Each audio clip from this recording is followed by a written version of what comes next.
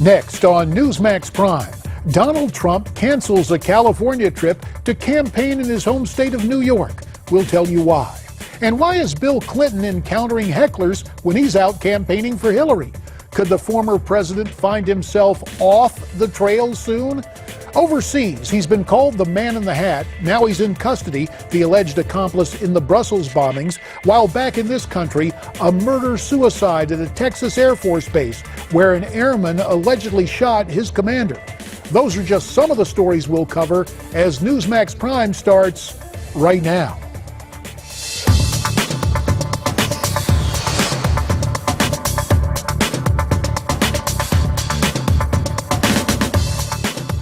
Good evening and welcome to the Friday night edition of Newsmax Prime. I'm J.D. Hayworth. Of prime interest tonight, keeping the home fires burning. Donald Trump continues to campaign in his native New York, canceling a scheduled trip to California. Why? Well, it's pretty simple. If Trump can get more than 50% of the vote in New York on April 19th, he'll get the lion's share of delegates from the Empire State, at least 85 of the 95 at stake. Speaking of delegates, there really is a campaign within the campaign. Miranda Kahn has more. JD, the three Republicans still in the running all want to win the remaining primaries and caucuses, but the key comes this summer at the convention in Cleveland. Who will get the 1,237 delegate votes needed for the nomination? That's something Senator Ted Cruz discussed with CNN's Dana Bash. If there is a contested convention, as you well know, the delegates are bound to whomever they're supporting initially. Then after that, in the second ballot, many of them are not bound. How hard are you working to woo the Trump delegates for the second ballot? We are doing everything we can. And now so is frontrunner Donald Trump. Trump has hired the man who helped President Ford win the last contested convention way back in 1976. His name is Paul Manafort. And though 40 years have passed, it's obvious in this interview with CNN that his confidence remains intact. It'll be apparent to the world that Trump is over the 1237 number. And at that point in time, when it is apparent, everything's going to come together. You think Trump gets to 1237? Absolutely. Before the convention? Absolutely. Why the confidence? Because I know the votes. Now, one thing Donald Trump knows tonight, his campaign must intensify its efforts beyond the primaries to the convention floor this summer. JD, back to you. Thanks, Miranda. For more on this story, we're pleased to be joined by political commentator Michael Reagan. Michael Skypes in tonight from Los Angeles, and as always, you can find and follow him on Twitter at Reagan World. Skyping in from Connecticut, the former Lieutenant Governor of New York, Betsy McCaughey, and joining us from Newsmax New York, radio and TV commentator Ellis Henican. Thanks to you all for your time tonight on Newsmax Prime. So, Betsy, the California trip was canned. The Donald is going to concentrate on New York. What do you think is going on in the Trump campaign? Well, the Trump campaign understands that it must win an overwhelming majority of the New York votes in order to clean up literally all of the delegates and get 1237 before the convention. Manafort is right. Donald Trump must win this before the convention, or the Republican insiders will try to take it away from him. But he's going to do incredibly well in New York because the name Trump, T-R-U-M-P, is synonymous with New York. It's as New York as the Empire State Building or the Statue of Liberty or the Big Apple, and he's going to do very well in New York. Well, let's talk about more what is in a name. And Michael Reagan, the name mentioned earlier, Paul Manafort. Now, Miranda made mention of the fact he worked for President Ford in '76, but I believe Paul was on your dad's staff when your dad won the nomination in 1980. So how important is hiring a guy like Paul Manafort to Donald Trump? You might remember he was on the Reagan staff in 1980 until I fired him on the morning of the New Hampshire primary. And then he disappeared and went somewhere else. God knows where he went, because he, along with Sears, along with Stone, along with others, were doing a terrible job by my father in that year of 1980 in Iowa and other places. But, you know, Manafort is who he is. He's going to work for Donald Trump. He's going to take the check. But I don't think Donald Trump's going to get to 1237 before they get to the convention in July. And it's interesting hear Betsy and everybody talk about the establishment wants to take it away from him. who wants to take it away from Donald Trump is two guys, John Kasich and Ted Cruz. That's who wants to take the nomination away from Donald Trump, not the political insiders per se, but two people who are in fact trying to beat him. And if it takes the second or third ballot to get there, we're trying to beat, in 1976, we're trying to beat Gerald Ford, a sitting president. We didn't have the delegates going in. He didn't have the delegates going in. We played our games. We did the best we could, and we ended up not winning on the first ballot. It's not because we didn't try, and that's just part of the game. That's part of the process. I don't know why everybody's getting so upset about it. Now, Ellis is looking and listening with a twinkle in his eye because I think he kind of enjoys Republican strife. Ellis, from your perspective there in New York City, some are saying what is happening, the campaign churn among members of the Trump staff and some of the changes is direct fallout from Wisconsin. Dick Morris came on this program, or came on our election coverage, and said the Trump campaign is imploding. Would you go that far, Ellis? No. In fact, I almost never agree with Dick Morris. I think he's almost always wrong about these things. Trump had a defeat in Wisconsin, and things don't go well in your campaign when you lose. And so bringing Manafort in, I understand Michael doesn't have huge affection for the guy, but I think he's a pro. I mean, I think he's a bare-knuckles player. You mentioned Roger Stone. I'd put him in the same category. I would say they're ascendant in the Trump campaign right now. Corey and some of his pals seem to be waning in their influence. And frankly, I think Betsy's right. Donald's going to do real well in New York, as he absolutely has to.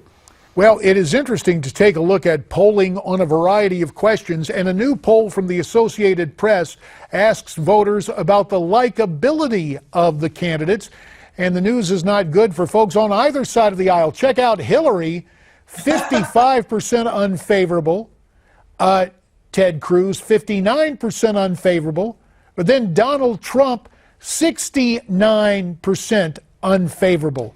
Betsy, I know we always look at favorability, unfavorability, but isn't the real measure of success intensity of your supporters in a race? That is certainly true, and a lot of people don't like Donald Trump. I happen to like him.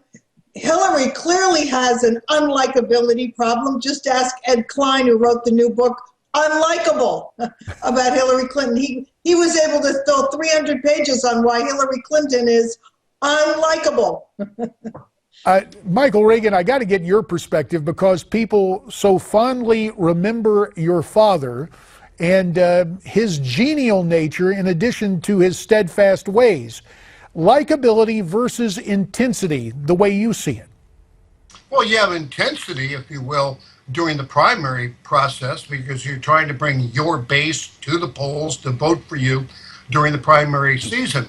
When you get to the general election, a lot of it is likability. And if you're not likable by that middle group during the general election, then you can have a terrible election and go down in flames like the Republican Party has done in the last two elections. Because whether you like it or not, Barack Obama was more likable and relatable than the two people we put forward in the two last elections. So it's about likability and relatability. How many can relate to Donald Trump if he gets the nomination? How many can relate to Ted Cruz if he gets the nomination? How many people like them or dislike him? And right now with Donald Trump, you have 75% of women, 85% of Hispanics, 85% of blacks just don't like him. And whether we in the Republican Party want to have those people at the table or not, if they're not going to come to the table on election day, then we're going to go down in flames. Ellis Henican, let's look at the left. And one guy we didn't see up on the screen there was the self-proclaimed Democratic Socialist, Bernie Sanders, with whom I served in Congress. And as wrong as he is, that's as likable as he is. You heard Betsy talking about Hillary being unlikable. Is likability going to help even things out on the Democrat side and help Sanders? It's kind of like me, you know. I mean, you don't agree with me too much, but you can't help but like me, right? I mean, of course, Ellis, you're right about that, pal. Absolutely. I mean, it's just there's some of us have it. I don't know what to tell you. Uncle Bernie is one of them. No, I mean, Michael's right. I mean, likability is hugely important because you know, intensity does matter because it gets people to the polls. But no matter how hard you push that voting machine, you could slam it with your fist and kick it with your feet. It still only registers one vote. Let me turn to Michael Reagan very quickly about California. Since Trump delayed his trip, the new field poll is out. It's showing that race tightening. Trump at 39%, Ted Cruz just 7 points back at 32%. We realize this primary doesn't come until June, but Michael, your assessment of what's going to happen out in California? Well, listen, I think a lot depends on New York and what's going to happen in the Northeast. Is Trump going to be able to basically, you know, run the table in the Northeast? If he is, it'll be momentum coming to California. And we are a leftist state. Whether you like it or not, we are a leftist state. We can't even find a Republican to run for, governor out here in California. We're trying to find Republicans to run for Congress and Senate in California. So it doesn't matter what Republican wins the primary in California. They are not going to win the election in California. But I think Trump, if he runs the table in the Northeast, will in fact win here. But he has to win New York, has to win it by 50% in every district in order to pick up the 3 delegates plus the 14 that are available in New York come the 19th. Only about a minute and a half left. And Betsy, there is more information about an establishment push, a new name surfacing, retired Marine 4-star General James Mattis. Retired in 2013 after spending 44 years in the Marines. Apparently some billionaire conservatives are getting behind this guy. Do you think James Mad Dog Mattis will mount an independent effort? For anyone to run now is manic. It would be manic Mattis. We're too close. We know who the contenders are. On the Republican side, if the Republicans don't choose one of the leading contenders, Trump or Cruz, it should be the person who has the most votes, right? Republicans all across this country will be up in arms. It's pathetic that these insurgent Republicans, these establishment Republicans who are rejecting the will of the people are still looking for some third candidate.